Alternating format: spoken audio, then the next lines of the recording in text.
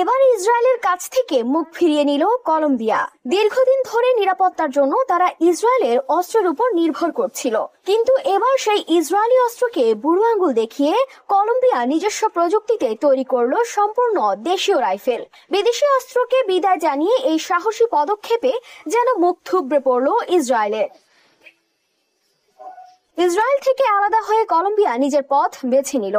কয়েকজন engineer, technician ও designer মিলে এই কাজ শুরু করলো। তারা প্রথমে খুঁটিনাটি ডিজাইন করলো। ধাতুর গন্ধ, মেশিনের কঙ্কাল কাঁপানোর মতো শব্দ, এসব তাদের প্রতিদিনের সঙ্গী হয়ে উঠল। প্রতিটি ঢাকনা খুলে হাত দিয়ে অংশ পরীক্ষা করে তারা সামান্য ভাঙ্গাচোরা ঠিক করলো। সময়ে সময়ে ধোঁয়া ও তেলের গন্ধ মিশে কাজ করে যাচ্ছিল। প্রতিষ্ঠানের কর্মকর্তারা জানান এটি একটি বড় অগ্রগতি। তারা বলছেন এখন কলম্বিয়া ইসরায়েলের সাহায্যের প্রয়োজন হবে না, নিজেই রাইফেল বানাতে পারবে। শুধু নিজের জন্য নয়, বিক্রির জন্য।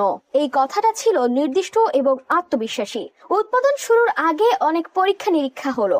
গুলি ছোড়া পরীক্ষা, স্থায়িত্বের পরীক্ষা, আবহাওয়ার পরীক্ষাও করলো তারা। প্রতিটি পরীক্ষায় রাইফেল পরখ করা হলো কষ্টকর পরিস্থিতিতে। খোলা মাঠে গুলির শব্দ, কাঁপানো হওয়ার স্পর্শ, থুতনায় ধরার সময় ত্বকে লাগা শীত, এসবই ছিল পরীক্ষার অংশ।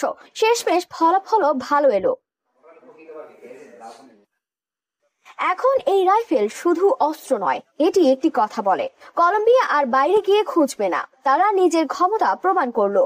ইসরায়েলের উপর নির্ভরতা কমার ফলে তাদের আত্মবিশ্বাস আরো বেড়ে গেল। সৈন্যরা বলছিল হাত ধরে থাকা সেই ঠান্ডা ধাতু যেন নতুন শক্তির চিহ্ন।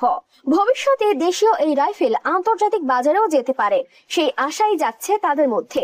এর সঙ্গে আসবে নতুন কাজের সুযোগ, প্রযুক্তি উন্নয়ন ও আত্মনির্ভরতার গল্প।